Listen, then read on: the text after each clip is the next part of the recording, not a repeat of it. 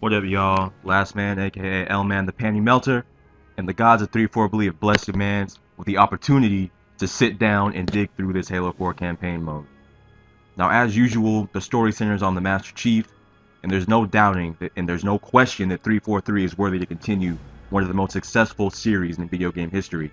But, like Twitter honeys and hot chicks that only date assholes, Halo 4 does have a few issues.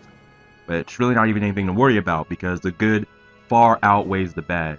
This is still Halo, and it is a sequel that everybody's been anticipating for the past 5 years.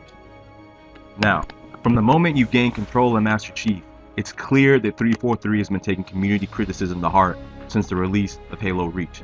The gameplay is, to put it lightly, amazing. The shooting and the movement controls are tight and responsive. The bloom has been removed almost completely. I mean, the reticle effect is still there on the pistol and DMR, but I mean, it only really seems to affect the weapon's accuracy at long range. The most pleasing aspect for me is that even with the addition of sprint, as well as all these armor abilities, it still feels like Halo. The action is paced such that these features don't really feel out of place in the slightest. Now, in terms of visuals, Halo 4 is flat out beautiful. Think Amber Rose or Kim Kardashians or whatever. Stylistically, 343 has given everything a sleeker, more futuristic appearance. From the Chief's armor, to the upgraded weapon designs, to the environments themselves. Damn, just wait until you get to look at some of the cutscenes too.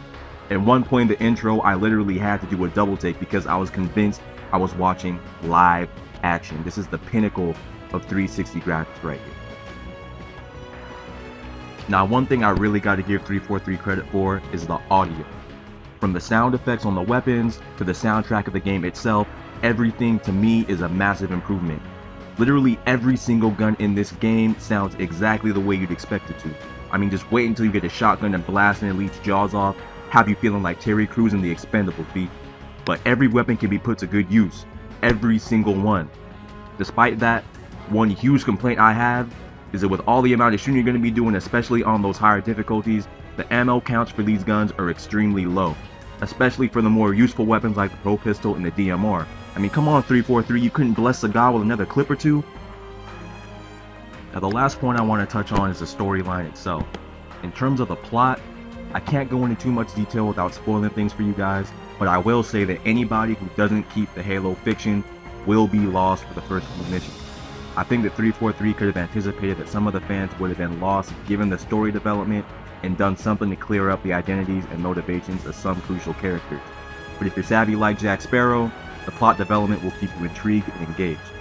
Some questions will be answered, but as usual, you might be left scratching your head after the ending. The missions are well paced and have a little bit of everything. Massive firefights, vehicle chases, curb stomping aliens left and right, moonwalks that would make Neil Armstrong proud, aerial duels as well. Speaking of which, there might even be a moment or two when you feel like Luke Skywalker. Basically, the campaign has everything you've come to expect from Halo and then some. All things considered, I give this game a 9 out of 10. My main gripe is the plot development in the early moments of the campaign, but beyond that, everything else is pretty satisfying. The gameplay, the graphics, the audio, storyline, the mission content are all great. Thanks for tuning in and listening to me ramble about Halo 4 campaign.